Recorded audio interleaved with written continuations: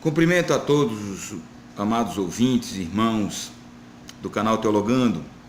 É uma satisfação, uma alegria retornar a este canal com uma reflexão da palavra do Senhor, ciente de que este canal tem edificado e tem exortado as pessoas, os ouvintes, aqueles que o acessam, a cada dia mais e mais refletirem na sã palavra, na sã doutrina. A palavra que nós gostaríamos de meditar esta manhã com todos vocês, ela se encontra no livro de 2 Reis, no seu capítulo 5, e diz: E Naamã, chefe do exército do rei da Síria, era um grande homem diante do seu senhor e de muito respeito, porque por ele o Senhor dera livramento aos sírios, e era este varão, um homem valoroso, porém leproso. Queridos e amados irmãos, todos aqueles que acessam o canal Teologando, a história de Naamã, bastante conhecida, bastante refletida no meio evangélico. Naamã era um comandante do exército sírio e um homem graduado, um homem de reconhecido valor pela sua bravura e pelas conquistas que tinha auferido pela mão do Senhor, no caso o Senhor, o Deus de Israel. Mas Naamã tinha uma enfermidade que o incomodava, que o segregava do convívio familiar, inclusive, e nós enxergamos Naamã um homem angustiado, mesmo com todo o seu conceito, com todo o seu prestígio junto ao rei. Naamã, com esse incômodo, com essa situação, toma conhecimento através de uma escrava hebreia que reside na sua casa, de que se ele estivesse em Israel, haveria solução para o seu problema. E Naamã vai até o rei, e o rei o encaminha ao rei de Israel para que ele pudesse resolver o seu problema. E o rei de Israel, quando recebe essa comitiva, ele fica angustiado. A Bíblia diz que ele rasga as suas vestes, se desespera, porque ele não teria como solucionar aquele problema. E aqui nós encontramos já uma lição. Os homens aqui na terra se ufanam, se exaltam em seus cargos e posições e privilégios e prestígios, mas nós sabemos, irmãos, que isso é muito limitado quanto ao seu alcance de resolução. E os problemas, e há problemas, melhor dizendo, que somente o Senhor tem a solução. E diante do desespero do rei, ele vai até o servo do Senhor, o profeta Eliseu, e Eliseu, com a convicção que é destacável, com a convicção do Espírito Santo em sua vida, com a certeza do que ele verdadeiramente, do Deus que verdadeiramente ele serve. Isso é muito maravilhoso. Eu destaco aqui no versículo 8, ele diz: deixai-o vir a mim, e saberá que há profeta em Israel. Que coisa maravilhosa, né, meu amado? Que coisa linda. Essa convicção, essa certeza, essa intimidade, porque Eliseu verdadeiramente era um homem reconhecido no seu meio como um homem de Deus. Muito bem, Naamã vai até ele e ele dá uma instrução a Naamã. Aquela comitiva chega na porta da casa do profeta Eliseu e Eliseu simplesmente manda o seu servo lhe dar uma instrução: vai até o Jordão e mergulha 7 vezes. Ora, Naamã, diante da sua do seu orgulho, de um general, um herói nacional, ele fica indignado. Eu achava que ele ia sair, que ele viria até mim. O pensamento de Naamã, queridos, é um pensamento corrente nos dias atuais e que influencia muitos que estão a serviço, ou se dizem a serviço do Senhor. As pessoas estando diante de autoridades e diante de pessoas de prestígio terreno, né? Elas como que submetem-se, não a submissão no sentido da autoridade em si, porque isso é bíblico, mas elas se colocam à mercê, colocam-se como se estivesse vendendo-se, entre aspas, àquela autoridade, coloca-se submissa àquela autoridade, quando na realidade isso não é algo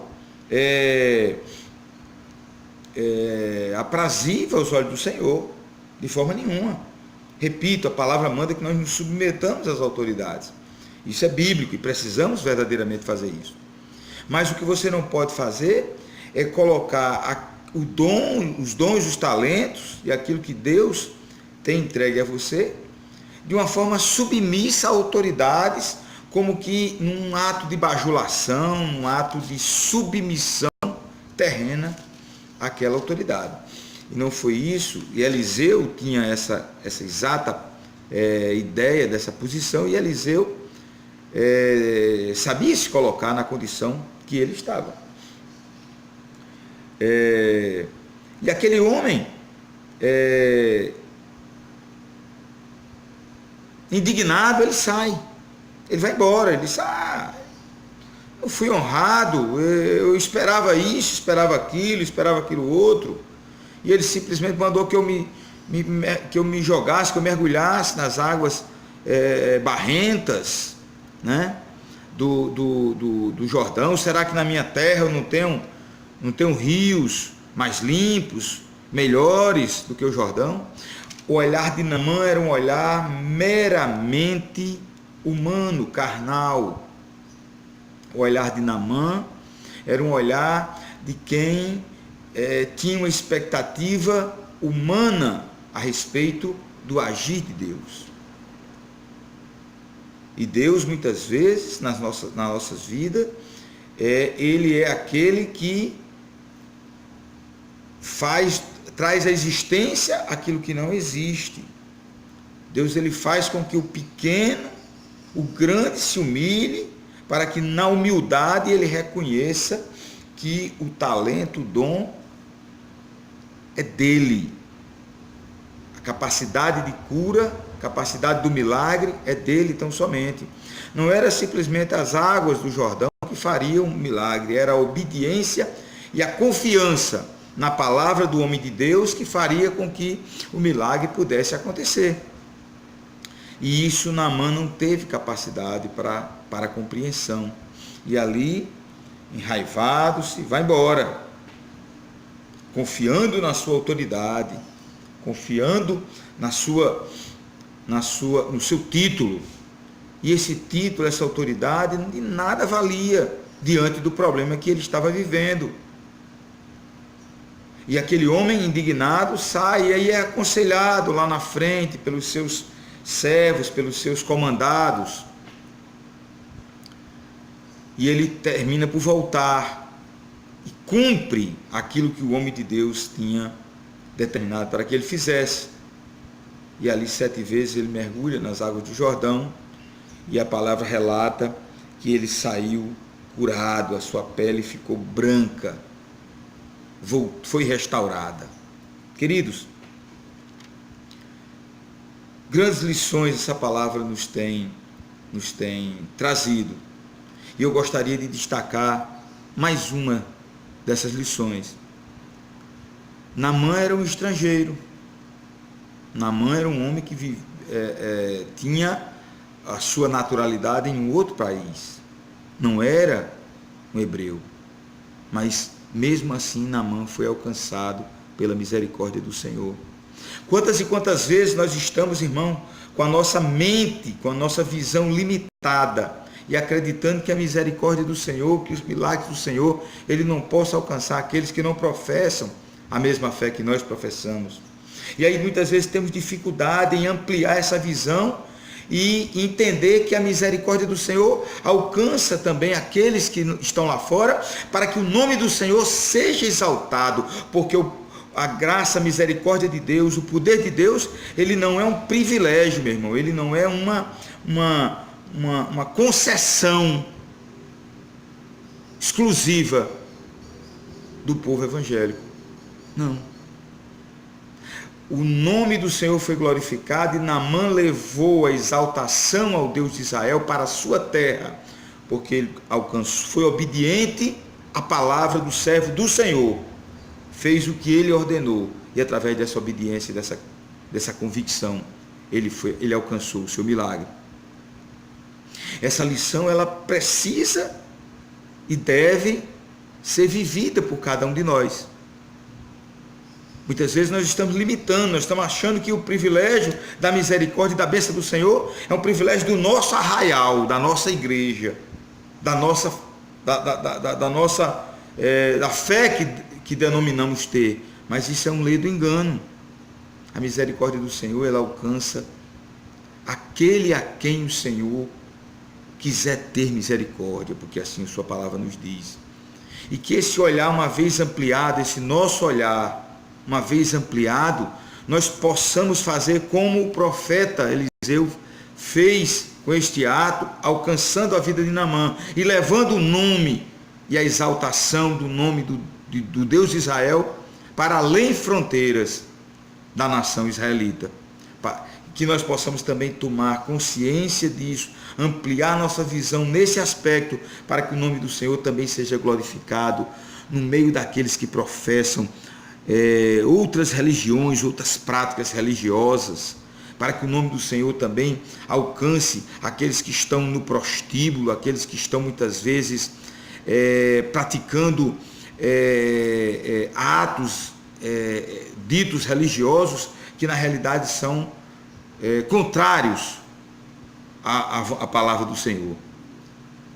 Porque uma vez que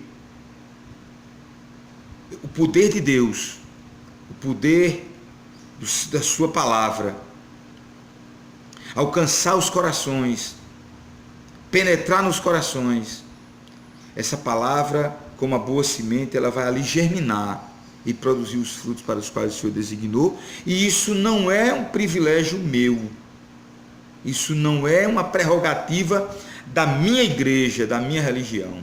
Isso é uma prerrogativa de todo aquele que abriu o seu coração e der confiança à palavra do Senhor.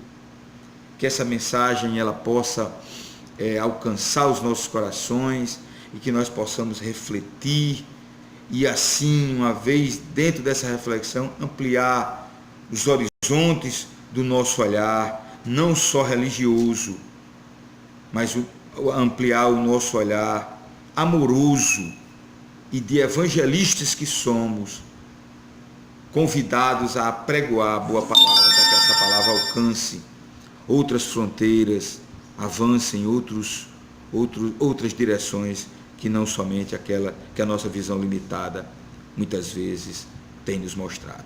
Eu quero me despedir de todos com a graça e a paz do Senhor. Amém.